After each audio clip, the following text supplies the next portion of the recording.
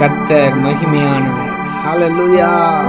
நாம் ஆராதிக்கிற தேவன் யார் இன்னார் என்று நாம் அறிந்திருக்கிறோம். ஆமென். தேவனால் கூடாத காரியம் எதுவுமே இல்லை.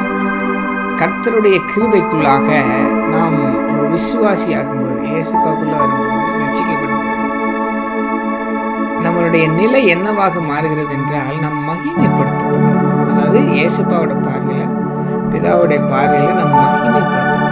இன்றைக்கு எதற்காக நாம் ஸ்தோத்திரம் செலுத்த வேண்டும் தெரியுமா?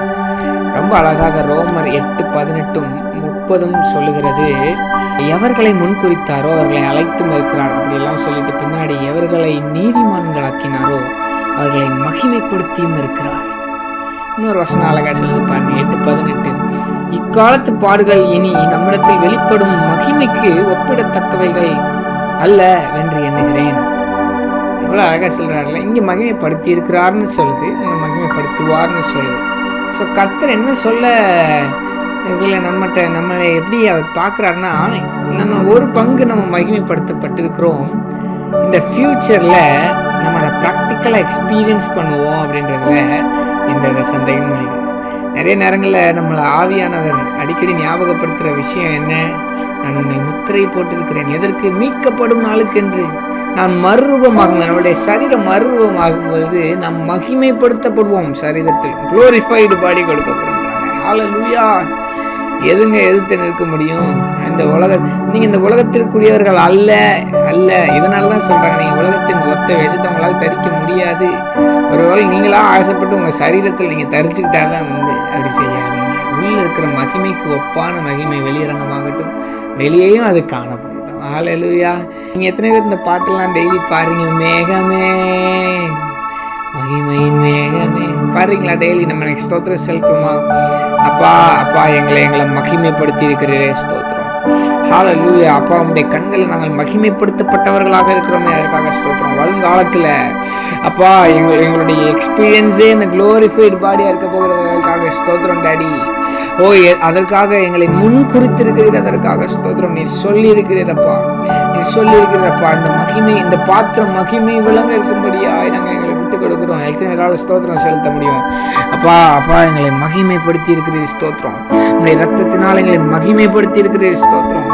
அப்பா, எங்களுடைய ஆவி ஆத்மா சரீரத்தை அப்பா நீங்க ஆளுகை செய்து கொண்டிருக்கிறீர், ஸ்தோத்திரம். நீர் ராஜரீகம் பண்ணுகிறீர், ஸ்தோத்திரம். நான் விசுவாசிக்கிற தேவன் யார் என்றால், அப்பா நீர் வானத்தையும் பூமியையும் ஹல்லேலூயா மரக்காலால் அளந்து.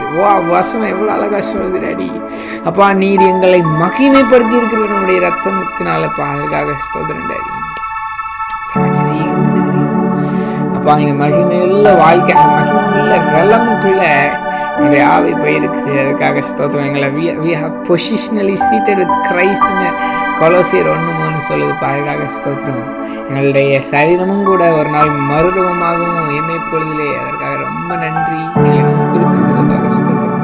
நான் தினந்தமும் நடக்கிற பாதைகளை காட்டுங்க அப்படின்னு சொல்லுங்க. அந்த பாடல வாழ்க்கை பயணத்திலே முன் சென்ற மேகமே, வாழ்க்கை பயணத்திலே முன் சென்ற மேகமே, நடக்கும் பாதைதனை நாள்தோறும் காட்டுமே, நடக்கும் பாதைதனை நாள்தோறும் காட்டுமே. உயர்த்துவீங்களா? மேகமே மகிமையின் மேகமே, இந்த நாளிலே இறங்கி வாருமே. மேகமே